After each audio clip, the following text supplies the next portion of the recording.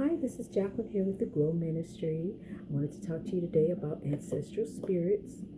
Um, as you know, I have been on a journey learning about ancestral spirits, learning that in Africa, their traditional customs and ways of praying were praying to the ancestors who went to God on their behalf. And the ancestors have um, powers to bless us and make things, manifest in our lives that we want.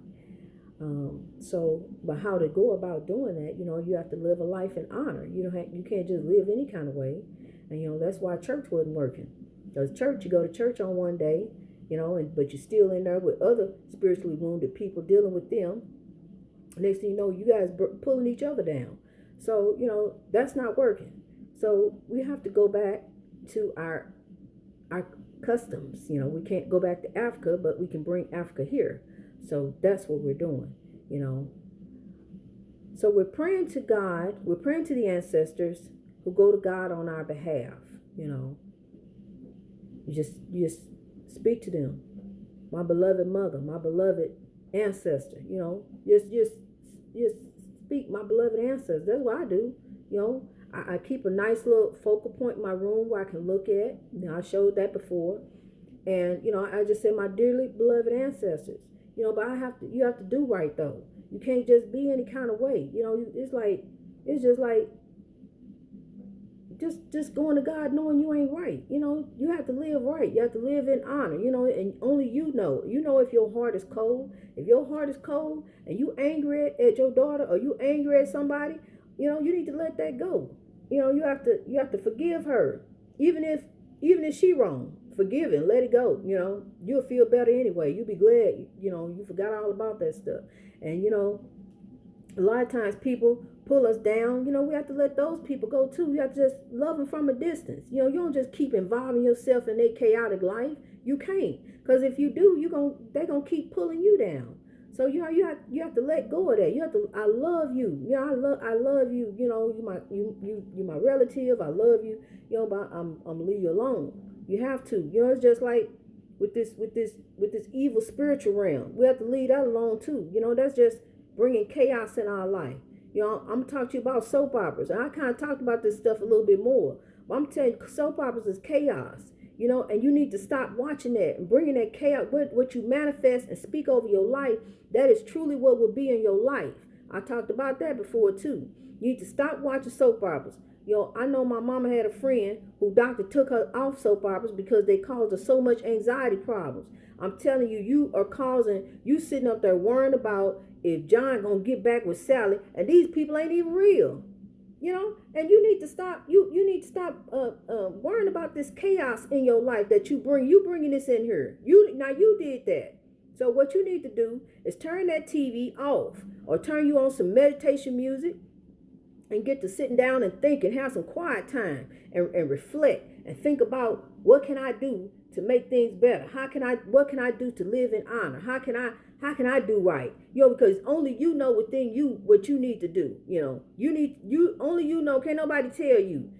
Somebody sit there and say, well, you an alcoholic, but if you don't think so, you ain't. So only you know what's wrong with you.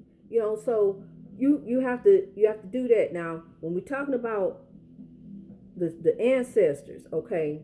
Now I talked about the house I'm in, and I hope not to be here very long. But I'm in this house, and there's spirits in here, and this house is like 100 years old. This house survived a fire in the 70s, I believe it was. So the other day, I got to tell you this because it's evil spirits here, but it's good spirits also. And I'm on a journey here. I'm actually learning about Christianity. I'm learning about everything, and I suggest as I'm learning, I relay what I'm learning to you, but I suggest you get on your own journey because the ancestors didn't know about Christianity when they got here. So,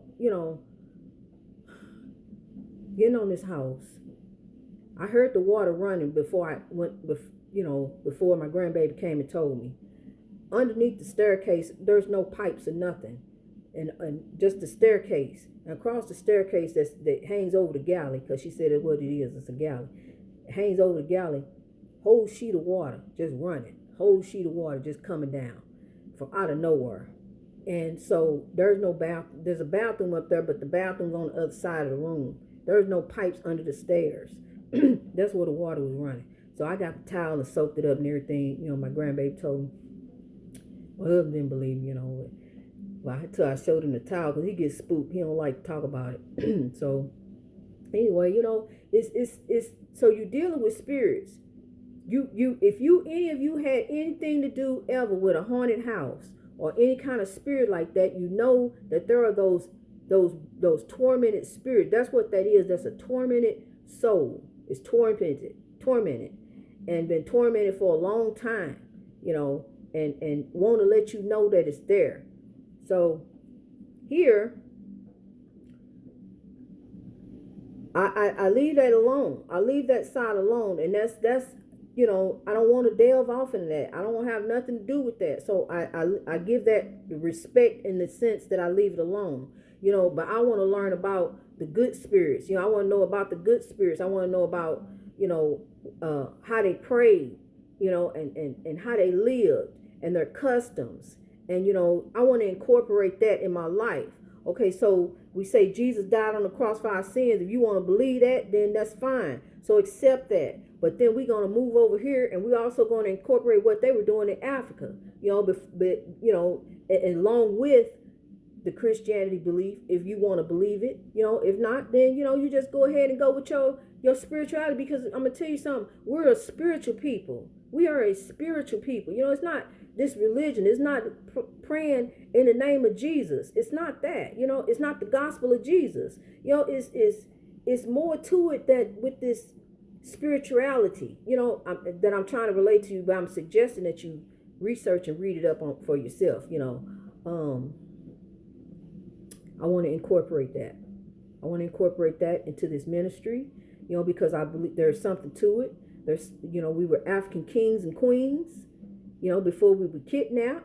We fought physical battles over there, and over here we're fighting spiritual battles.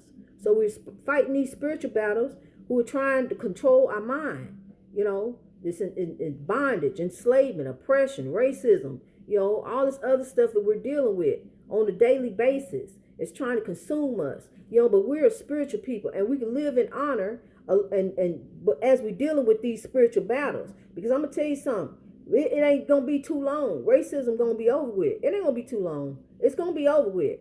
I'm telling you right now what I know. It's gonna be over with. But what we have to do is stop oppressing ourselves and oppressing one another. While this battle of racism is being dealt with, because it's being dealt with right now. And I'm gonna tell you something else. God judges the heart. So all the things, when you think about what happened to all the enslaved people, all the atrocities that happened to them, those people who did those atrocities, those people you see that strung them up the tree and stand in the picture pointing and laughing, I'm going to tell you something. They being dealt with. They being dealt with right now. Those who did those acts, because I'm going to tell you, it used to consume me. That anger used to consume me. I used to be so angry. But God judges the heart. He judges the heart. And I'm going to tell you, those people are going to be dealt with.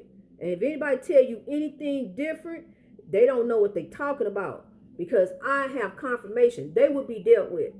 So, don't let that and what you see on the screen consume you with anger, because what you need to do is start channeling that anger into positive energy. That's what I'm doing. I begin to channel it into positive energy, because if you don't, you're going to stay mad at the white man. You're going to stay mad at the system, and you ain't going to never get nowhere, because you're going to feel like that's what's holding you down. But what's really holding you down is you.